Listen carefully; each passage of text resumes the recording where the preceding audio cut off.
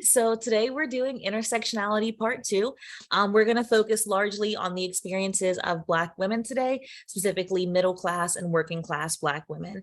And so if we think about intersectionality, we know that it's the way that different identities intersect with each other to create unique lived experiences, especially disadvantages at the intersections of marginalized identities. And so race, gender, class, the sociology big three.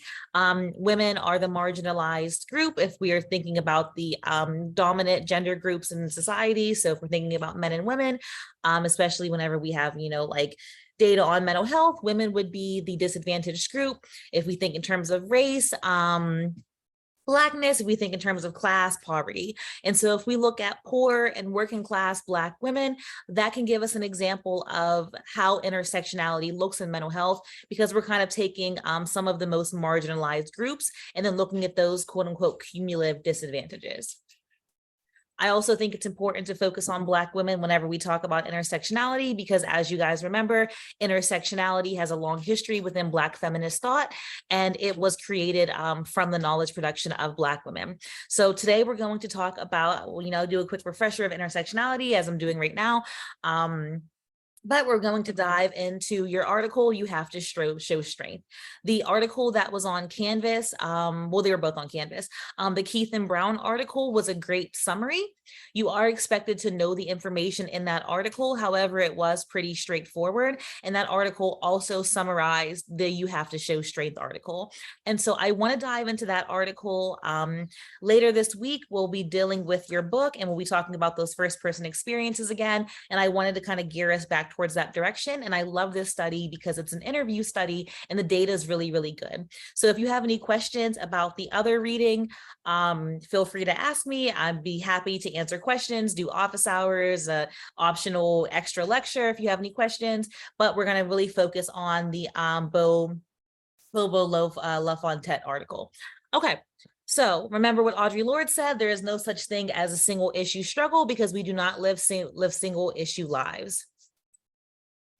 All right, so what I want you to do is write in your own words one full paragraph on what you see here.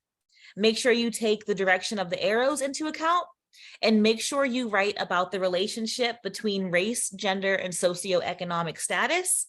So go ahead and just write one paragraph summarizing this diagram, and this is from your reading, the Brown and Keith reading. Okay, nice work. And so what we can see here is we have race influences socioeconomic status. Race and gender have a relationship. Gender influences socioeconomic status. Race and gender impact your mental well-being. Race impacts your other social statuses, psychological, cultural, social factors, health, genetic factors, health behaviors, and healthcare. So does socioeconomic class, and so does gender.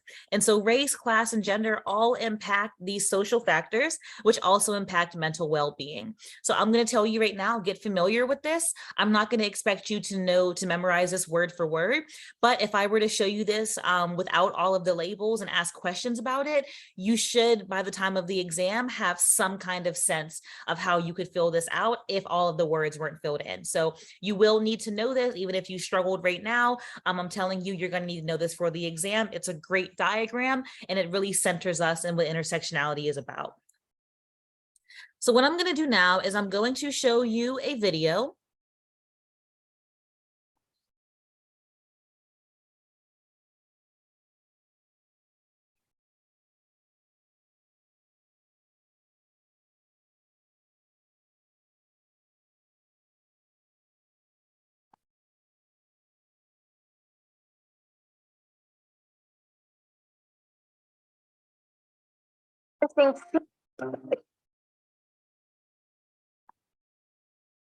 Handle. You know her because you've seen her so many times. She's bold, fierce, and unflinching, seemingly invincible Black lady. But you got me twisted, OG. I'm always going. In media, you can see the idea that the Black woman being this superwoman. The caricature isn't only used to shape fictional personalities in pop culture. It's also a standard to which society holds all African-American women. And it is that mindset that is passed down to African-American girls and women from generation to generation. But there's a problem. I don't think it's very sustainable at all. And if it is sustainable, if a person survives living this way, we would need to take a really good look at their health. I think the superwoman syndrome is this suffering in silence. Hey fam, I'm Imayan, and this Sunday on AJ Plus, we're looking at what the ramifications are when society expects Black women to be super.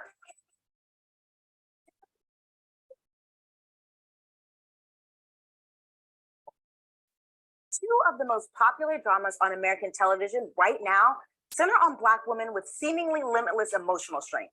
Scandal's Olivia Pope is known as much for her wardrobe as her ability to endure, and How to Get Away with Murder's Annalise Keating spends each season carving out solutions for law students who refuse to stay in their lane. Never take a learning opportunity away from another student. No matter how smart you need everyone to think you are. Annalise and Olivia have repeatedly showed audiences how to win, and those wins almost always come at the expense of themselves. The fictional creations are two examples of what clinical psychologist Jazz Keys calls the superwoman syndrome. Black women are always in this state of figuring it out, conquering it all, being this warrior, being of infinite strength. The Black superwoman persona didn't originate with Olivia Pope, Annalise Keating, or any of the countless Black female characters who exhibit the same attributes. Before the Black superwoman character was a part of any script or screenplay, the idea of it was being handed down within the Black community. In her 2011 book, Sister Citizen, Melissa Harris Perry said the strong Black woman stereotype was developed to combat tropes like the Mammy, the Jezebel, and Sapphire. These are gendered stereotypes you may recognize. The Mammy was born out of a post-Civil War America longing for antebellum days. She's an asexual grandmother type dedicated to fulfilling the needs of a white family, much like Hattie McDaniel's character in Gone with the Wind, who literally was called Mammy. There's the Jezebel, which hypersexualizes Black women. It depicts Black women as having inappropriate and insatiable sexual appetites, much like you see in many music videos. And then there's Sapphire, which you know more commonly as the angry Black woman stereotype. She's loud, emasculating, and verbally abusive, like Gabrielle Union's character Eva in 2003's Delivers from Eva. The superwoman idea was meant to buck stereotypes like those, and now Key says it's become a part of Black women's subconscious. This is something that is subconsciously embedded in our psyche and also in others, that Black women can endure so much or have endured so much and still rise to the top. There are even songs dedicated to this idea, like Karen White's aptly titled Superwoman, which spent 18 weeks on the Billboard charts between 1988 and 1989.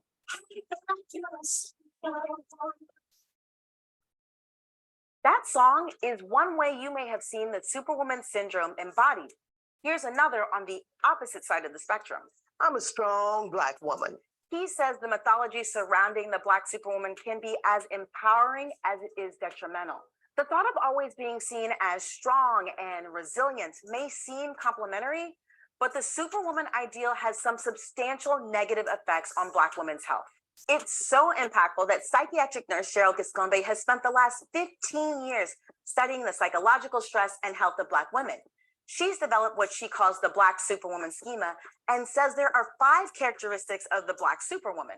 One is a perceived obligation to present an image of strength. The second is a perceived obligation to suppress emotions. The third is resistance to vulnerability or dependence on help from others. The fourth is a motivation to succeed despite limited resources. And the fifth is prioritization of caregiving or providing care to others, in contrast to balancing that with self-care. Giscombe says these factors are very likely impacting Black women's health in ways that aren't really being considered or widely researched.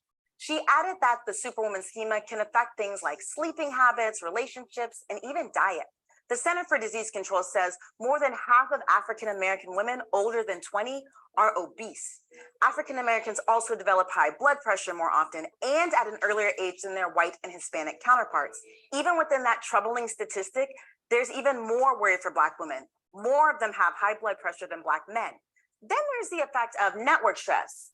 That's when you carry stressors because someone in your circle is experiencing stress. When we compared directly experienced stress to network stress, we found that for African-American women, network stress was just as powerful a contributor to overall emotional distress as was personally directly experienced stress. Giscombe says those stress levels may help explain Black women's morbidity and cancer rates. Some of the statistics related to morbidity related to breast cancer may be stress related because African American women are not more likely to experience breast cancer, but they're more likely to die of breast cancer. And some of that is related to delayed health seeking. And then there's something else. Could it be possible this superwoman complex is having an adverse effect on Black birth rates in the US? African American women have twice the rate of low birth weight, preterm delivery, and infant death or infant mortality.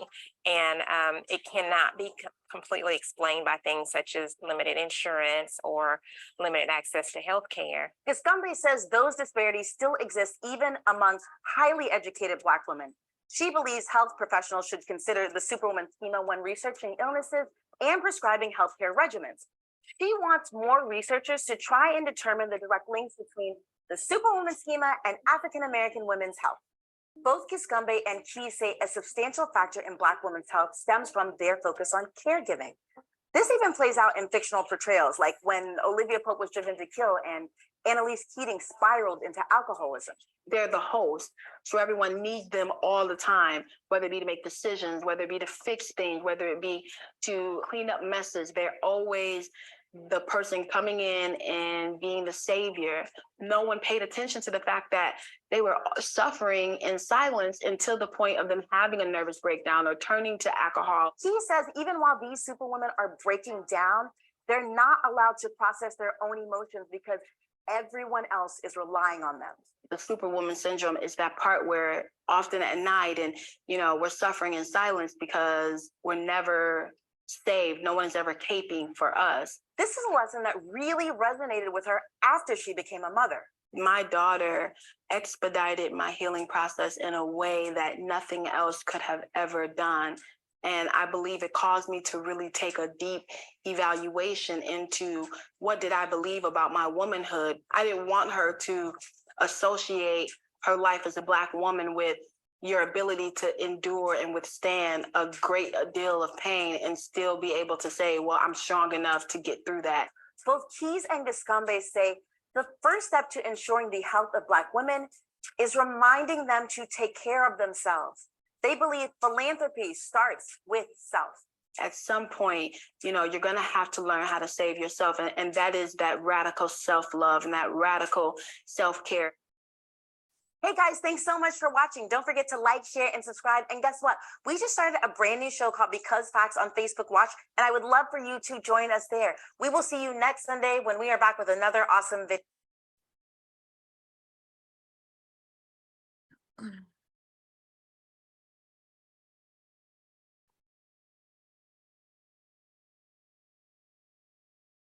Okay, welcome back. I hope you guys enjoyed that video. I like showing it before this because I think that it really, it's cool to have a reading, and I think also having a video can complement that. So what I'm about to share with you now is kind of a deep dive into what you just learned, but nothing that I share with you should actually be contradictory in any way.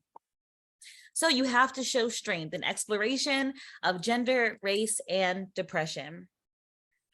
Okay, so the hypothesis of this study is that women's experiences with depression are gendered and raced. The methods was an interview study with a non-clinical sample of 44 Black women. What's important about this is because clinical samples are samples where people are already seeking treatment, already have a diagnosis. And so a non-clinical sample is any sample that's not it's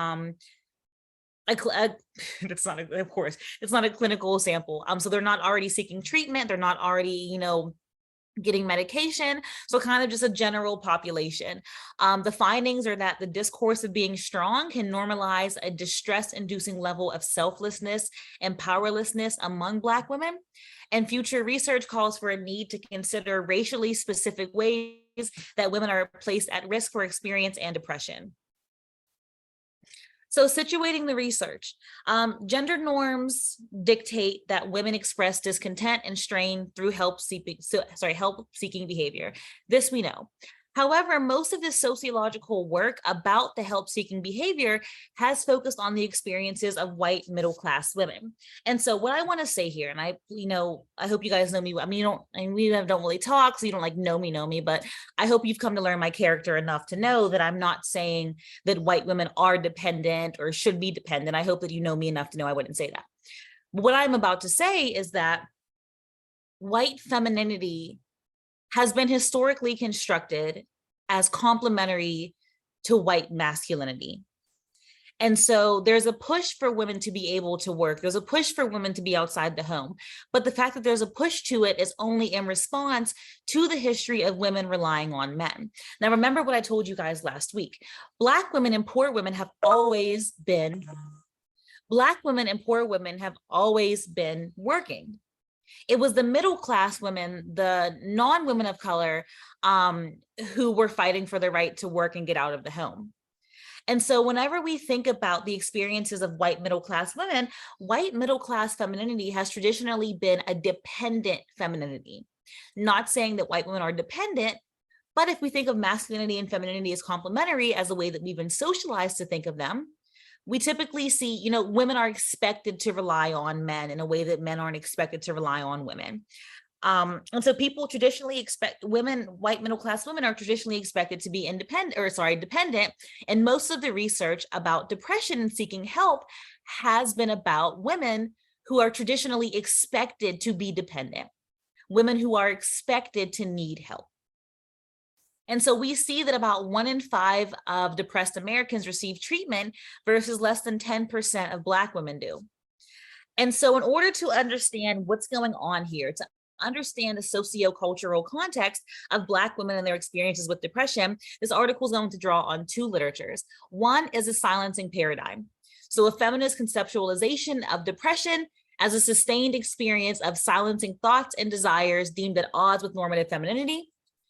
And this article also draws on Black feminist critiques of the superwoman complex or the being strong complex as a culturally specific feminine expectation that's placed on Black women. And so if I say the silencing paradigm,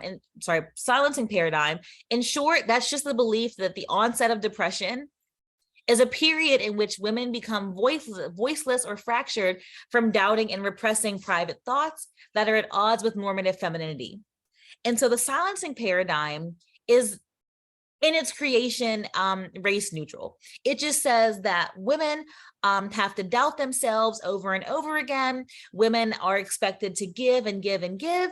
And because women are expected to be caretakers per the norms of femininity, women silence themselves through repeated repetition of self-silencing. Over time, women develop depression.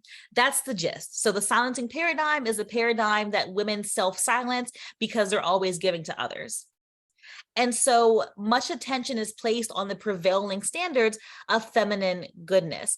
And I want to make it note that theorists who believe in the silencing paradigm do not think this has anything to do with women's biology. This is all about social norms. And so these norms lead to self-silencing. And so normative expectations of femininity expect women to be overly attuned to others' needs, often at great cost to their own feelings, desires, and goals. And so in the process of trying to live up to what a good feminine woman is, in order to live up to all the expectations of femininity, many women will engage in self-silencing, where they just bury their stress and because they have to keep giving to other people. Well, you know what? There's no time to cry because the kids have to go somewhere, or there's no time to break down. Sorry about that. There's no time to break down because you have to help your parents, pay for rent or take care of your special needs sibling, for example. And so it's the idea that, because women are expected to fulfill these norms, they have to silence their own needs to really kind of have like the spoons or the energy to take care of everybody else. Well, this keeps important aspects of their experiences hidden from those around them. And so what we see then is we have self-comparisons leading to judgment and leading to depression. And so not self-comparisons to other people. What I mean by self-comparison is that women compare themselves to the standards of femininity. Women question whether they're measuring up to what their partners want, what their parents expect, what their teachers expect. If you have children, what your children expect. If you're an aunt, what your nieces expect, your nephews expect.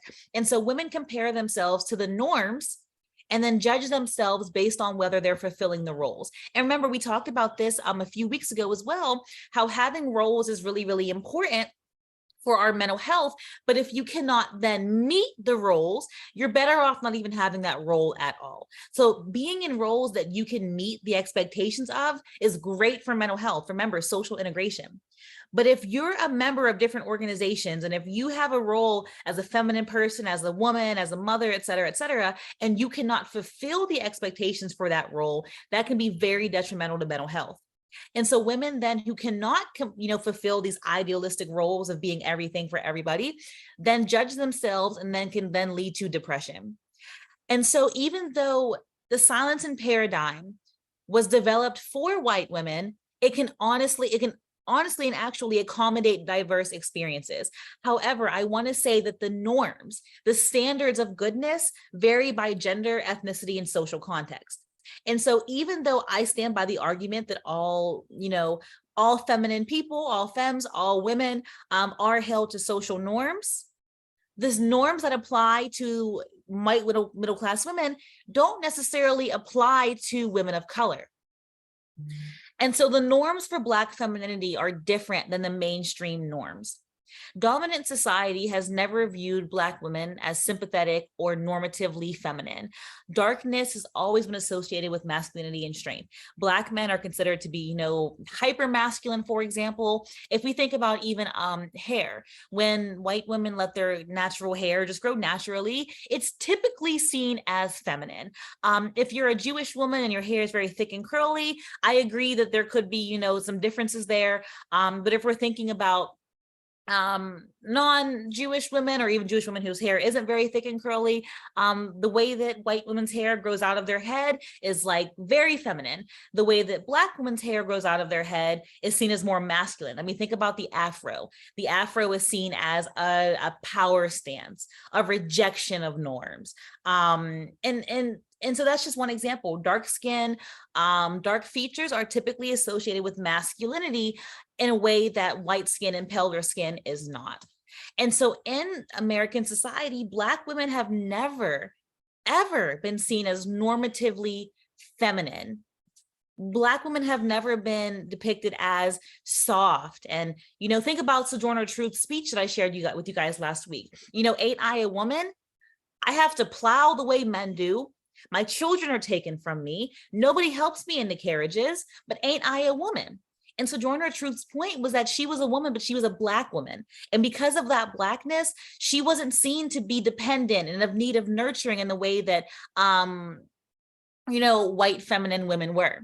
And so what I want you guys to do is just do a quick search of J. Marion Sims, look up, just a couple sentences on who he is, and then tell me why you think J. Marion Sims is important in this conversation. And if you're not able to make the connection, do a little bit more searching, because if you do some research on J. Marion Sims, you'll see why I'm connecting him with the idea that Black women are more masculine and less deserving of kind treatment. And so when it comes to the controlling images, they were mentioned in the video that you watched, unidimensional representations of Black womanhood that are used to naturalize social subordination.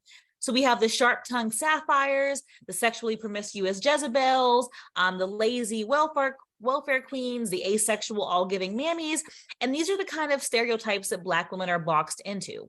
You're sassy and neck-rolling and angry Black woman, or you're promiscuous and you're like booty shaking, or you're cooking for everybody and you're big and asexual, or you have a bunch of kids and you're living off the government. Like, these are the boxes that Black women have set out for them. And so what controlling images do is they help undermine the humanity of a group and then minimize attention to the inequalities. Because if you can say, well, she's living off the government, or she's always angry, or, she's promiscuous, then it justifies treating these women badly. It justifies assaulting them and beating them and raping them if you're saying, well, she's always asking for it. She's always being promiscuous. And so whenever we see stereotypes like this, boxes like this for marginalized people, one of their primary functions is that they undermine their humanity and make it really, really easy to treat them badly. So what we have here then is something new. In the past 30 years or so, the concept of a strong Black woman has garnered a lot of attention. And so we have these really negative controlling images that anybody could say, that's not cool. Well, not anybody would say, but we can, say that these are harmful stereotypes. We can probably all agree there. And so what we have now is a newer stereotype of Black women, the strong Black woman. Now, this one is different than the others because unlike the others, this one has high status within and outside of the Black community. These controlling images, even though they have infected the Black community, typically aren't regarded as positive within the Black community. The strong Black woman stereotype, however, that controlling image is viewed positively within and outside of the Black community, because strength is typically viewed as honorable. I mean, if we're saying that Black women are all of these bad things, or Black women can be strong and resilient, well, strong and resilient sounds great compared to welfare queen. However, this is rooted in a set of problematic assumptions. The strong Black woman stereotype assumes that strong Black women are the opposites of feminine white womanhood. It assumes that strength is a natural quality of Black women, and that strength can be a litmus test for how good or authentic a Black woman is. And that being strong characterizes Black women's motivations. Saying that Black women are so strong, well, there are a lot of assumptions in that because maybe Black women don't feel strong. And we'll talk about that in a second. And so what we can gain by questioning strength as a social construct is we can investigate whose interest does it serve. So are the people who are calling Black women strong the same people who are expecting Black women to bend over backwards for them? Who is this serving? What other qualities coexist with strength? And then it also asks us to be open to commonalities among, as well as differences between Black women and women from other ethnic groups. And so I'm going to share a lot of data with you guys, which is one of my favorite things about this article. And so as one woman said, the only time some of us take a break is when we break down. So what do you think this means in the context of this reading? All right, so I shared the silencing paradigm with you. Remember, I said that there are two literatures. So now I'm going to share the Black women depression and being strong critique from Black feminist scholars, and then we'll dig into some of the data. And so within the autobiographical literature, strength is really likened to a performance and a facade, rather than an honest appraisal of how Black women feel. Strength really was found to be a masquerade. And so as a performance then, being strong encourages Black women to adopt an extensive and self-negating caretaking role for others. And so we have a quote that depression is a selfless end, to quote, lives so filled with doing, we don't notice the growing emptiness inside until it overtakes us. There's what's called, this was included in the video, a sisterella complex. So like Cinderella, but a sisterella complex. Sorry about that. And so quote, Sisterella suffers quietly. If you're trying to identify depression in Black women, one of the first things to look for is a woman who is working very hard and seems disconnected from her own needs. And these caretaking needs extend beyond the immediate family to include kin, co-workers, and really the community at large, which is why Zora Neale Hurston said that Black women are, quote, the mules of the world. And then it's also an assumption that struggle has to contextualize and validate Black women's lives. And so I'm going to share some data with you. The majority of our personal and collective validation is related to our need to be perceived as strong. And we become so used to putting on a brave front that we've honestly forgotten how to evaluate the quality of our lives based on anything other than the level of struggle we have to deal with every day. A white coworker said to a Black woman in the study, Black women in depression, isn't that kind of redundant? Don't get me wrong, it's just that when Black women start going on Prozac, you know the whole world is falling apart. Black women had said to a Black woman in the study, girl, you've been hanging out with too many white folk. What do you have to be depressed about? If our people can make it through slavery, we can make it through anything. Take your troubles to Jesus, not no damn psychiatrist. And so I'm wondering if any of you, and if you don't want to admit that you've said it, you can say that you heard someone say it, that's fine. Have you ever heard or said statements like this before? And if you think back on that experience, what were some underlying assumptions inherent in these statements? So the methods of the study, it was an interview study, non-clinical, convenient sample, meaning that they surveyed anybody who was just able. They didn't, call random numbers. It wasn't random sampling. They just took whoever was able. So people who were willing to talk about this. 44 working and middle-class Black women. So a lot of the women, well, a few of the women said that one of the reasons they were even able to be so open, and you'll see how open they were in the data, and you read this, so you've seen how open they are, is because the researcher was a Black woman, which also speaks to the idea that, well, if it were a Black man, they might not have shared. White woman might not have shared. White man might not have shared. But because they were speaking with another Black woman, it felt easier to share these because they felt that there was some kind of shared experience or solidarity. So the guiding questions are, is being strong shorthand for the gender socialization of Black women? How does strength encourage the reproduction of attitudes and behaviors among Black women? And to what extent do individual women evidence distress as they seek to adhere to the mandate of being strong? The two core categories that emerge is that the intensification of feminine demands to be selfless caretakers of others, and hardship being a cornerstone of Black womanhood. So again, the findings were a centrality of struggle. So struggle basically being central to a Black woman's experience, the intensification of caretaking responsibilities, the expectation that Black women be everything for everybody. And then finally, the internalization strategies of strong Black women. So how they actually deal with this. What does being strong look like in real life? How do you maintain being strong all the time? And so when they spoke about struggle, it was really about a moral thing. And so when they were asked, well, what makes a good Black woman? They defined a good Black woman and a respectable Black woman, a desirable Black woman, as a Black woman who gives to other people. And so being strong for the Black women in the study was a moral thing that determined whether they were worthy of really anything. And so in this way, struggle really overdetermined the lives of the Black women in the studies. And so bearing up to unremitting adversity was seen as an essential aspect of demonstrating one's authenticity as a Black woman. The idea that a Black woman without any problems isn't that strong. To be a strong Black woman, a good Black woman, you have to overcome adversity. So that's what's meant by centrality of struggle. And this is really hard because it makes it really impossible to recognize other, more realistic, varied formulations of Black womanhood. There was a reproduction of an intergenerational cycle. And so most of the women had been raised in working class families that had witnessed mothers and aunts and grandmothers toiling in underpaid, vulnerable jobs. And their own social mobility was typically the result of them persevering through hard times. The strength discourse focuses on a Black woman's outward behavior and ignores her actual emotional or physical condition. And so being strong is really about appearing so. And so there's a facade that takes an element of restraint and takes the form of rarely, if ever, showing any discrepant emotions. Excuse me. And so dwelling on pains and fears was seen as weakening a woman and making her less capable of surviving. And so in addition to facing racism and poverty, a few interviewees also spoke about women's struggles that were tied to sexism in the women's lives. And so there was a sense that, they connected being strong to being vulnerable to manipulation by men. And so one woman said, taking all kind of stuff off of men. And so there was a woman who wanted to leave her husband or was considering leaving her husband, but she stayed in the marriage. And something she heard a lot was that she was strong because she held onto her marriage, because she made it work. Now, I'm sure a lot of you know, and if you don't know that, I'll tell you, it takes a lot of strength to walk away from a marriage, bad or good marriage. It takes a lot of strength.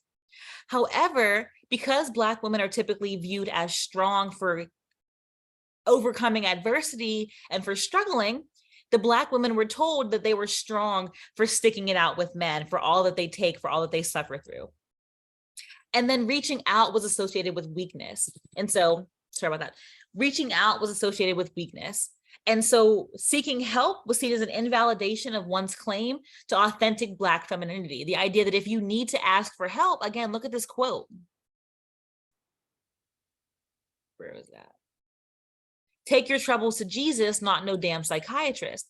And so seeking help for depression was seen as weakness. And so the discourse of strength for Black women reinforces or emphasizes Black women's need for self-reliance. So I'm going to read you a few slides. A strong Black woman is someone who endures a lot. A strong Black woman would be like, oh, well, that's what's given to me and I'm going to endure. And that's what makes me strong. Next, she maintains a certain kind of decorum and a certain kind of outward togetherness. Even if inside she's conflicted or she's having a nervous breakdown or she's depressed or anxious or whatever, nobody else knows. And then finally, once you're a mother and you have children, you have to show strength. The intensification of caretaking abilities, or caretaking responsibilities. I love this quote. I know it's probably caught you guys off guard, but I honestly think it's amazing. And so Zora Neale Hurston said that Black women are the mule of the world. One of the women who were interviewed said that Black women are the titty of the world. In a sense, they often act as not pillars just for their immediate family, but for their community, for their employer, and of course for their family as well. And so the Black women in the study felt that their acceptance grew in direct proportion to how much they could help others. And so the strongest women in the study were the ones who were giving the most to other people. And so one of the women said, I get so tired of hearing, quote, you're a strong Black woman, so we can throw this on you. You can handle this. She can handle this. And so the caretaking and endurance of Black women is typically directed towards the well-being of others. And so there's a concern that if they do focus on themselves, they'll be viewed as selfish. And so the idea, whenever asked, well, what's a weak Black woman? A weak Black woman is somebody who either buckles under pressure or focuses on herself and does not focus on her community. And so mustering through adversity and supporting others leaves very little room for consistent self-care. And so as one woman said, when struggle is so omnipresent and need so profound, how can I, in good faith, focus on myself? And so self-knowledge, joy, creativity, passion, all of this is seen as selfish and superfluous. There's the implication that there are always larger, more meaningful concerns than what the Black woman has planned. And so this convinces Black women to defer their dreams out of fear that pursuing them will make them seem as though they're selfish and weak. This is also highly gendered. So one woman in the study gave the example that her parents were dying, and she was expected to fly back home and take care of them, even though she had a brother who lived in the area.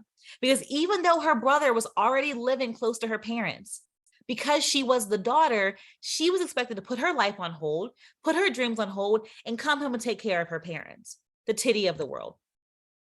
Quote, and when people say you're strong because you're working 3 jobs and you take care of this house and that house, sometimes those are the people that's making that comment that are the ones you're helping. Those who always view me as a strong person are the ones coming to me for things. It's fine to have a dream as a Black woman as long as it's being deferred. You can have all the dreams you want. Girl, when I get on my feet, I just can't wait until I get me some rest. You can have all these dreams, but it can't be actualizing or you've neglected someone else. Quote, to be a strong Black woman, you have to die yourself and let everybody else live and help them live. That's what our community tells us.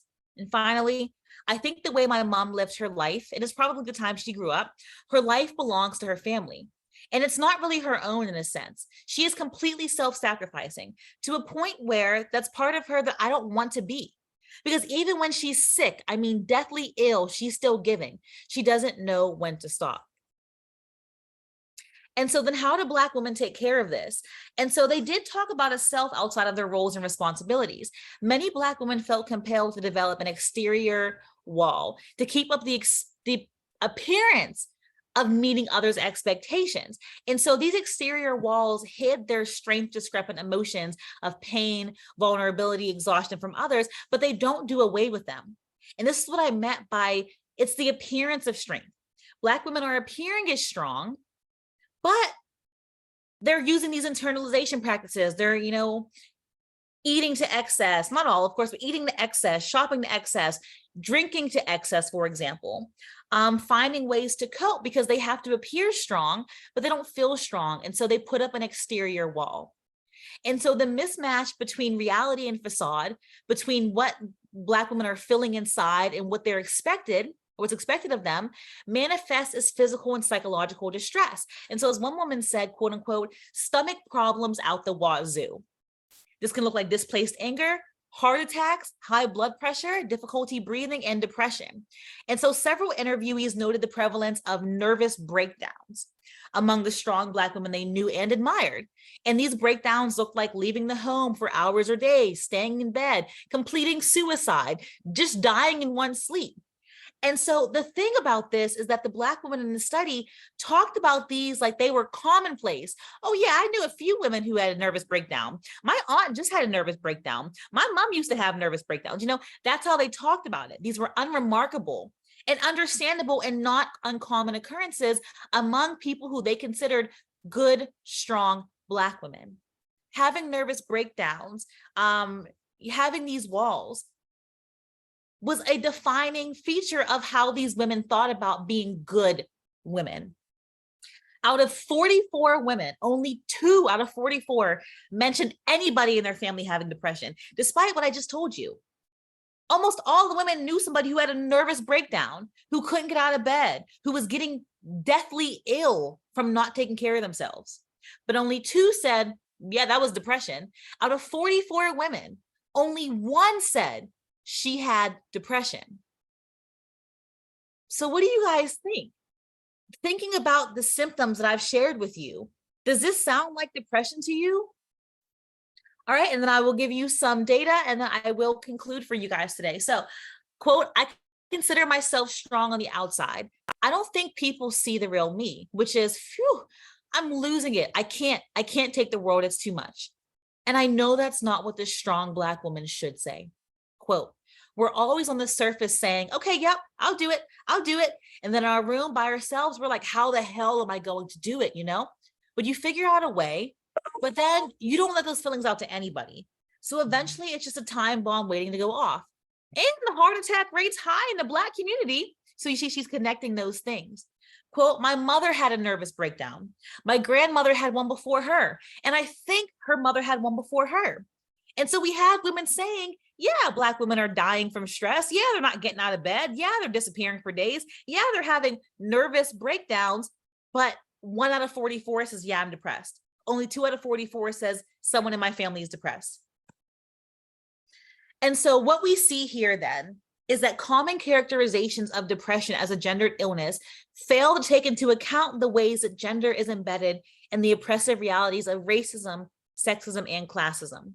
The prevailing notions and ways that we think about depression as a woman's illness have been focused on the experiences of white middle-class women, which is important. I'm happy we have all that data, but what we think we know about depression, how we talk about women and depression, it doesn't necessarily represent the ways that gender discourse informs the lives of women who are of color and of working class. And so if we want to examine gender through the existence of controlling images, we have to realize the existence of multiple femininities, each of which is characterized by the social history and location. And so dependence on men, seeking help, being soft, admitting, I can't do this by myself, that's traditionally more associated with white femininity. However, this pattern of it being okay to ask for help, it being okay to be weak, it being okay to say, I can't do this, is less central to the femininity of Black women. And so whereas the femininity of white women is more about being soft and gentle and nurturing, Black femininity has traditionally been about being strong and tough. And if you aren't dealing with problems, then you are not a real Black woman. And of course, I think that we can all admit now at this point in the lecture, that is harmful. And so the strength discourse normalizes struggle. It normalizes selflessness and powerlessness that compromises the health of Black women. And so health researchers should really be careful about the idea that being strong is positive. And so the next time you tell a Black woman, oh, you're so strong, it's okay, you're strong. Don't get me wrong, strength, again, that's why this is seen as a good controlling image. But as we've learned here today, being strong is really a burden. Sometimes superheroes want to put down their cape, right?